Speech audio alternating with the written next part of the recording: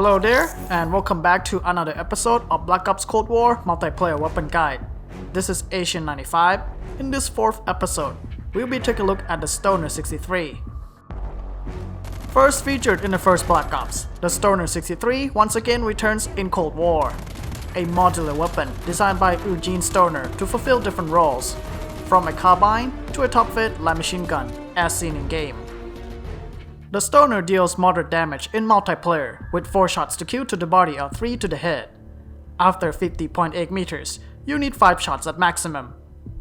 The weapon is quite consistent when it comes to output, with a fast fire rate of 722 rounds per minute and a velocity of 675 meters per second. Both are fastest in its class. While the weapon has the greatest consistency, it does not fare so well in terms of accuracy. The Stoner will produce a high recoil that will shift to the upper right when fired continuously. Burst fire is needed against long-distance targets to make your shots count. As a belt-fed light machine gun, instead of the box magazine fed seen in the first Black Ops, this iteration of the Stoner is slow to handle. It will take 625 milliseconds to aim, and you move at 95% of the base movement speed. Note that you gain a slower sprinting speed when wielding this weapon. Thankfully, you get an ample supply of 75 rounds between reloads, with 100 and 125 round options to consider. Reload time, however, is slow as you expected with the light machine gun, while it is the fastest in its class at 5.5 seconds.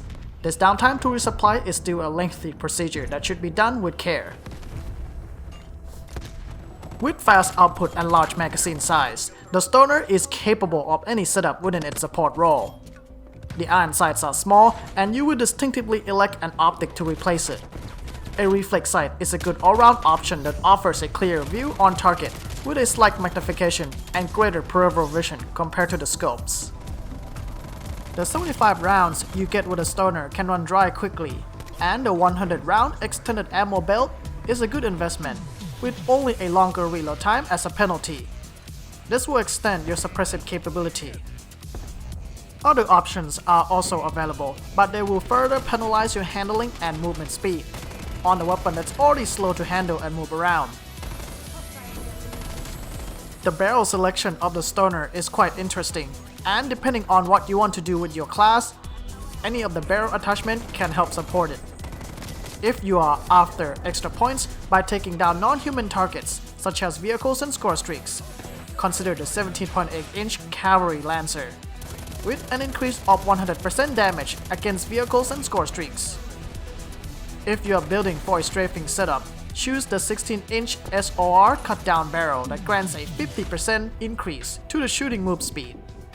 If you can get slightly closer to compensate for a 35% decrease in range. Otherwise, you can choose to elect no barrel attachment if you want, as the Stoner will perform just fine without one. Surprisingly, the Stoner can be used for an unconventional role, with a combination of suppressor and ANPVS thermal scope, along with a smoke grenade that allows you to see through it while shooting without appearing on the enemy's minimap. Other attachments that can help complement with your setup are aim speed grip for faster aim time and flashlight to help spot enemies within your view. For the wildcard, elect the perk grid that grants a maximum of 6 perks. They'll make you a tough guy on the battlefield, with an increased protection against any non-bullet based threats and enhance your equipment usage.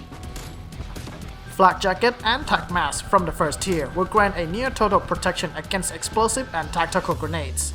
Quartermaster and Gearhead from the second tier will extend your ability to use equipment more liberally. The third perks can be fulfilled with Cold-Blooded to avoid detection against a thermal, AI, and enemy-controlled score streaks detection, and immune to flashlight attachments as well. Spycraft is the final perk that rounds up your defense, with an immunity against a counter spy plane, jammer, tracker, and paranoia, along with other minor benefits.